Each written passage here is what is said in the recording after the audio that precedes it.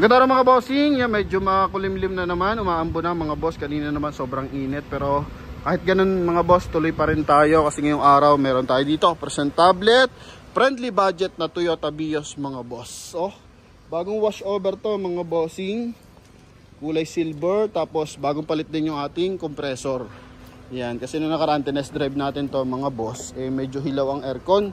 So kinonson ko sa dealer yan. Akala niya pre-yun lang. Then upon checking ng aircon technician is compressor pala. So worth of 12,000 mga boss ang pinaltan dito. Kaya ito goods na goods to mga bossing, no? Yan, so sa mga naghahanap dyan ng Toyota Vios 2012 model sa halagang 290 mga boss, ito goods na goods. Kagandahan dito is Goodyear tires to mga bossing, R14 yung mags, tapos series ng tires natin is 2022. So 3 years pala nagagamit, pasok na pasok pa yan. So 1 to 2 years pwede nyo pa magamit to. 85% red life, so coding nito is Wednesday. Yan, so maayos ang ating mga headlight mga bossing. Then yung ating front grille, so goods naman, presentable. Wala naman siyang mga major issue kasi nga bagong washover to. Kita nyo naman, sobra kakintab. So kung makintab dito sa video, makintab din talaga ito sa personal. So yung mga dinideliver naman natin, so wala naman silang masabi mga boss. Kahit binabayaran nila ng buo in advance bago nila ipa-deliver, kung may mga concern, napaka minor na lang mga bossing, ano? Yan, so ganyan po tayo mga boss. Hindi tayo magdi-deliver ng malalaang issue ng sasakyan. Okay, so ito pakita ko, Goodyear tires mga boss na R14. Original mags ng Toyota Vios yan, naka 4 stud mga boss. Then, alright mga bossing, check naman natin dito sa ating interior. So, maayos yung mga window, walang mga basag mga bossing.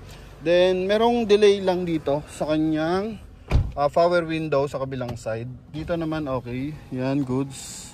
Maayos yan mga bossing. So, dito, mabagal yung pababa niya kasi, no? Tinanggalan kasi ng tint, so baka na pwersa. Pa-check na lang natin mga bossing yung kanyang, dito naman di naangat. So dito naman goods naman mga boss, no? So pa-double check lang natin yan, possible yung kanyang mga ano yan, wala naman siyang sensor yung mga switch mga boss. So ipapalihan lang natin, may mga bato kasing maliliit yan mga bossing na nagtatama dyan mga boss, ano? Then sa likod, ito. Okay, goods naman yan. Mga upuan mga boss, maayos na maayos yan mga boss. Detailed na to, oh. Yan, ha? So ceiling, kulay gray, sun visor with mirror mga boss. Ito mga bossing, all goods. Then sa dashboard natin, yan, naka dual airbag yan mga bossing. Dito lang. Okay, yan, maliit lang naman mga boss. Then ano pa ba? Yun lang naman mga bossing. Dalawa available natin susi dito. Steering wheel, goods na goods naman yung steering wheel natin.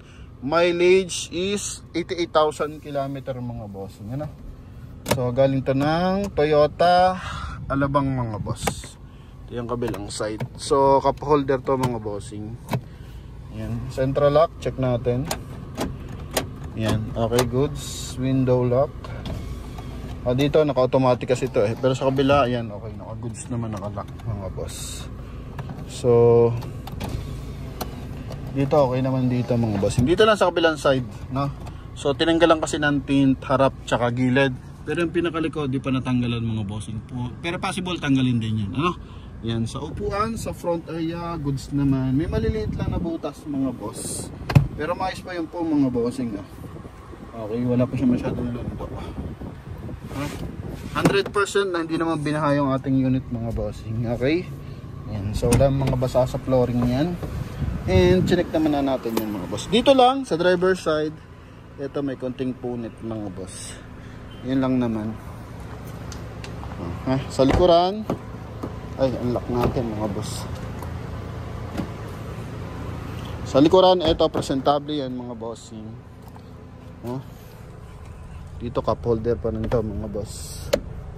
Floor maating natin, galing pa ng Toyota mga bossing. Stock pa yan, ha? 2012 model. Kung gaano katanda yung sasakyan, ganun din katanda yung floor matting mga boss. Sa taillight mga bossing, ito buo. Ito may ano lang, may tape, patanggal lang natin mga bossing. Ito yung pinag-stain sila ng kabilang unit. So dito natin na dikit yung ibang tape. So patanggal na lang natin yun mga boss. Pero hindi siya discoloration, ha. Pakita natin yung kanyang trunk compartment. Ito yung kanyang, hindi to dito mga boss eh. Doon to sa isang bios. Okay? Hindi siya para dyan mga boss. Ito yung kanyang spare tire. Makapal pa, Goodyear pa rin. Then 2012 din ang series mga boss. Pang ano to mga bossing, pang Superman. So kahit bigay natin, hindi shoot baluwag. Then dito insulator din yan ng Superman. Tinanggal na mga boss. Yan, buo ang mga panel niyan, magkabilaan. Yan, kabilang side. Dito may awang ng konti lang naman mga boss.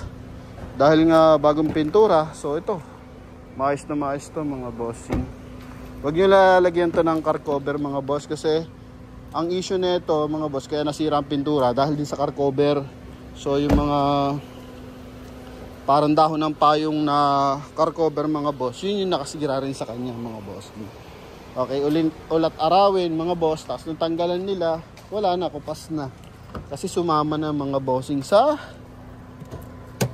car cover yung pintura mga boss, no? So mas maganda kung may ito yung ganyan, maayos pa yan mga bossing, no? So pag umulan kasi diyan, hindi directly mababasa yung unit. Hamog-hamog lang. Pero pag car cover mga boss, tulad niyan, uminit tapos umulan, so yun pag nabasa yung car cover tapos sa unit matutuyo, grabe sira yun mga boss. 1.3 liters mga bossing, no overheating to ha.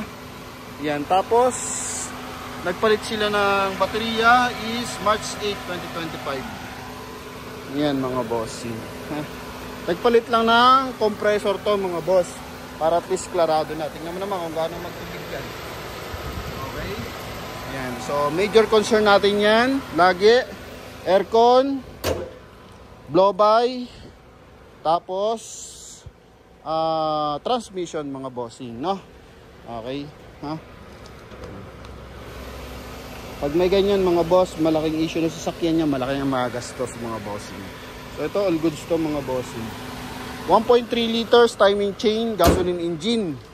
So sa mga naghahanap dyan ng maayos, murang pyesa, ito mga bossing. Ano, kahit saan lupalop na ng Pilipinas to dalhin, may makukuha at may makukuha talagang pyesa mga boss, no? Pero kung European car mga bossing, dito sa Promote PH, kung dito mo nabili, so may contact din tayo sa European car. So pang after sales natin yan mga boss, para yung ating mga buyer, viewers na nakabili sa atin mga boss, mag-guide natin, ano? Hindi lang tayo basta-basta benta ng benta mga bossing. So meron tayong after sales na tinatawag. So syempre pag nabili sa atin yung sasakyan, darating ang time, may mga papalitan. So tayo may mga contact naman na tayo dyan mga boss. Okay? Yan, check natin yung kanyang ano. Ganda na mga boss, oh.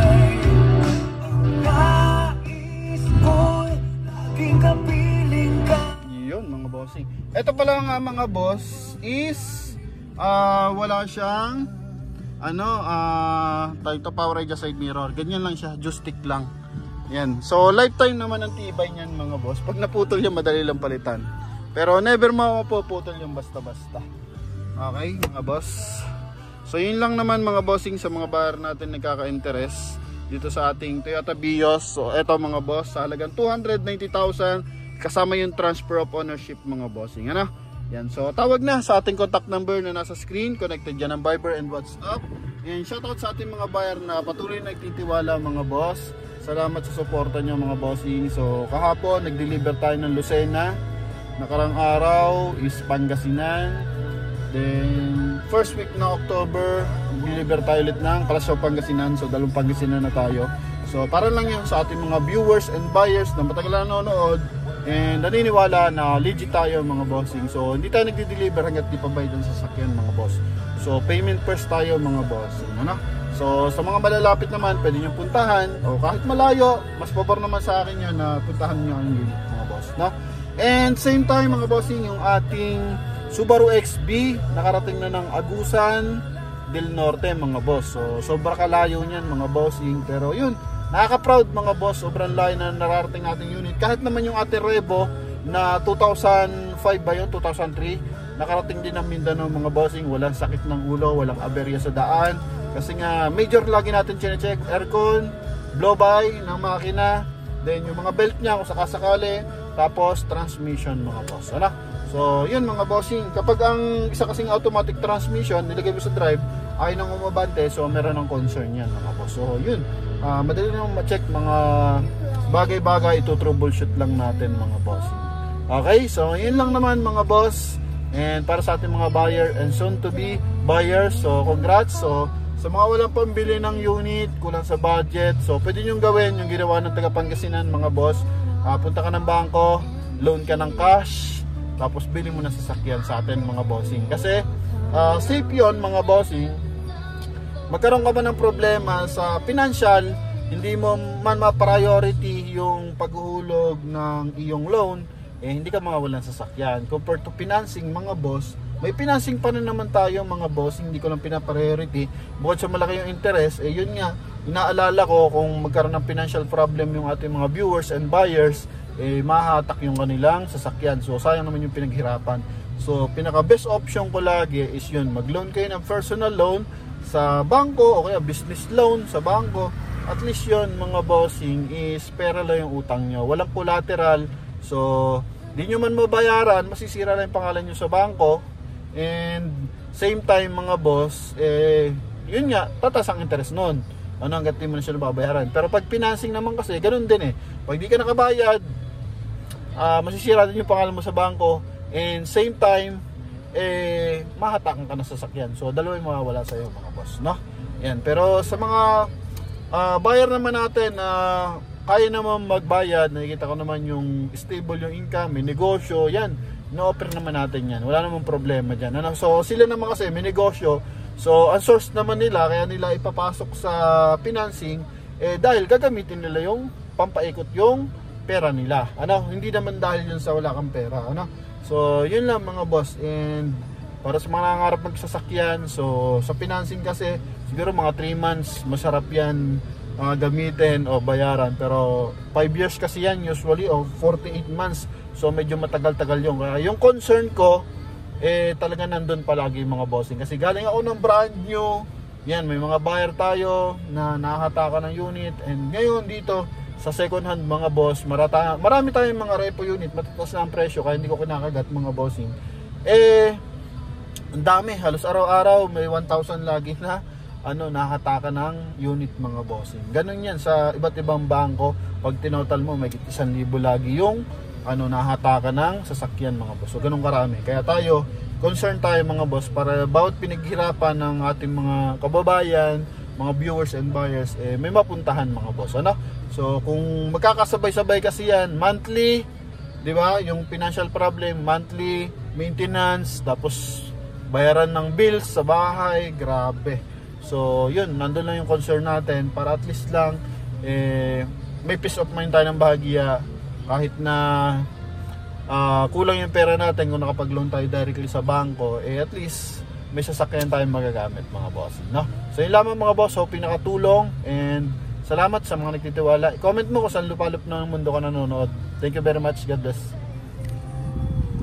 Mga bossing, dagdag ko pala, itong hand grip na to, tsaka yung sa kabila mga boss. Yan, so ano yan mga bossing, papalitan din natin yan. Nag-order na, hinihintay na lang mga boss, no? Para sa mga buyer natin makakabili na ito, so merong hand grip yan. So yun lang, baka maging concern kasi hindi natin nabanggit mga boss. Thank you.